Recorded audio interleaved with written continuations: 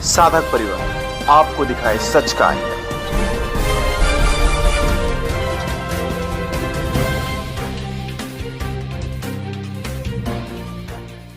अगर ये ढांचा गिराया ना गया होता तो इसका सर्वेक्षण भी नहीं हो सकता था। जो जो चीज़ें साक्ष्य मिले हैं वो कैसे हमको मिलते और साक्ष्य कैसे मिलते तो अदालत आज फैसला कैसे सनातन धर्म के हिंदुओं के पक्ष में देती। और इसका गौरव जो है सिर्फ एक विशेष सरकार को ही नहीं मिलना चाहिए, जिन्होंने राष्ट्र के लिए, देश के लिए, समाज के लिए, सनातन धर्म के लिए अपने को कुर्बान कर दिया। आज उन्हीं संतों को जेल में रख करके जो प्रताड़ित किया जा रहा है, ये शुभ संकेत नहीं है, ये अशुभ संकेत है। जिनको एक दिन की राहत भी नहीं दी जा रही है, ये कैसा हमारे देश का न्याय तंत्र है, कैसा प्रशासन है, कैसा शासन है। उनको बाहर लाया जाए और ला करके ससम्मान सबको सहभागी बनाया जाए और सहभागी बना करके इस राष्ट्र और देश को उन्नत करने का कार्य किया जाए। एक अन्याय जो है बहुत भारी पड़ जाता है और ऐसा भारी पड़ जाता है कि प्रकृति उसको बख्शती नहीं है। राजधर्म के मतलब यही होते हैं कि हम किसी का अहित ना होने दें। जिनको कांग्रेस शासन काल में डाला गया था, परंतु आज सनातन धर्म की सरकार होते हुए भी उनके साथ न्याय नहीं कर पा रही है, ये बड़े दुख की बात है। मैं फिर बार बार यही प्रार्थना करता हूँ, अभी समय रहते आंखें अपनी सरकार खोल ले तो अच्छा है। तो इस खबर को लेकर आपकी क्या राय है, वीडियो के कमेंट बॉक्स में जाकर अवश्य कमेंट कीजिए। और जो लोग चैनल पर नए आए हैं तो जरूर से चैनल को सब्सक्राइब कीजिए और वीडियो को अवश्य शेयर कीजिए। तो बहुत प्रसन्नता की बात है कि हमारे माननीय प्रधानमंत्री जी महोदय 22 जनवरी को जो प्राण प्रतिष्ठा का कार्यक्रम संपन्न कराने जा रहे हैं और एक देश की आस्था हमारी राम ही हैं, कृष्ण ही हैं, और जिसके कारण से ये संस्कृत, सनातन संस्कृत जानी जाती है और बड़ी अच्छी बात है। परंतु ये है कि जैसे अपना राम जन्म जब हमारा हुआ था रामनवमी को, अगर तिथि तारीख मिल जाती तो सोने में सुहागा हो सकता था।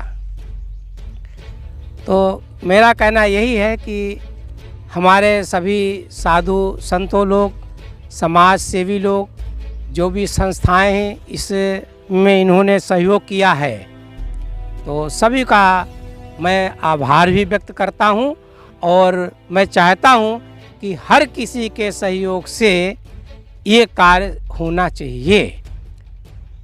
किसी कारण से कुछ हमारे अभी भी संत लोग नाराज़ हैं कि 22 जनवरी को कुछ लोग कह रहे हैं कि मुहूर्त बढ़िया नहीं मिल रहा, कुछ सिर्फ 90 सेकंड का ही मुहूर्त है। ऐसी स्थिति में भी कुछ हो सकता है। तो मैं तो यही चाहूँगा परमात्मा करे कुछ न हो और सब व्यवस्थित ढंग से कार्य संपन्न हो। परंतु साथ साथ में ये भी मैं एक सरकार से प्रार्थना भी करूँगा कि जो हमारे आज देश को 50 वर्षों से इस संस्कृत को बचाने के लिए अपना त्याग और बलिदान दिया है, तो उनका भी सहयोग होना अति आवश्यक है।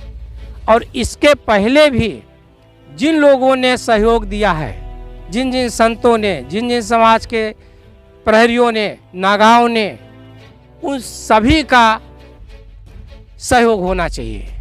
यहाँ तक कि इस ढांचे को परिवर्तित करने में जो हमारे कुठारी बंधु गुजरात से आते हैं, उनका भी उल्लेख होना चाहिए और उनका भी सम्मान होना चाहिए कि अगर ये ढांचा गिराया ना गया होता तो इसका सर्वेक्षण भी नहीं हो सकता था। और जो सर्वेक्षण नहीं होता तो इसके अंदर जो जो चीज़ें साक्ष्य मिले हैं वो कैसे हमको मिलते और साक्ष्य कैसे मिलते तो अदालत आज फैसला कैसे सनातन धर्म के हिंदुओं के पक्ष में देती। तो ये बहुत आवश्यक है। तो इस कारण से मैं यही सरकार से भी निवेदन मेरा है कि वो सभी को सहयोग से, सभी के, क्योंकि आस्था का केंद्र है ये, भारत ही नहीं विश्व में सारे सनातनियों के आस्था का केंद्र है। और इसका गौरव जो है सिर्फ एक विशेष सरकार को ही नहीं मिलना चाहिए। हमारे हिंदू धर्म के जो सनातन के स्वावलंबी जो धर्माचार्य हैं, जो जिनके द्वारा हमारे गुरु शंकराचार्य जी ने चारों मठों की स्थापना की, तो वो उनका भी सहयोग होना चाहिए। उनका भी मैं अभिवादन करता हूं और प्रार्थना भी करता हूं कि सरकार उनका सबका सहयोग लेकर के कार्यक्रम को संपन्न कराए।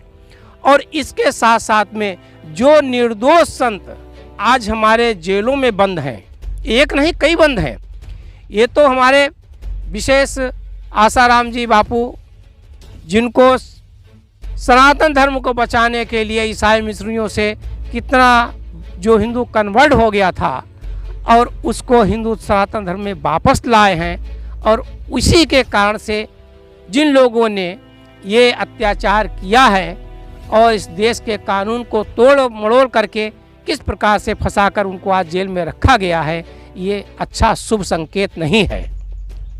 क्योंकि वो भी आज अगर समाज के अंदर कितना उन्होंने कार्य किया है, ऐसा नहीं किया। बापू जी पहले भी कहते हैं, 40 साल से पहले बापू बोल चुके थे, कहा था ये मंदिर बनेगा बनेगा बनेगा, इसको कोई रोक नहीं सकता है। और आज इसी कारण से आज उसका निर्माण कार्य भी हो रहा है और रामलला की स्थापना का कार्यक्रम भी संपन्न हो रहा है।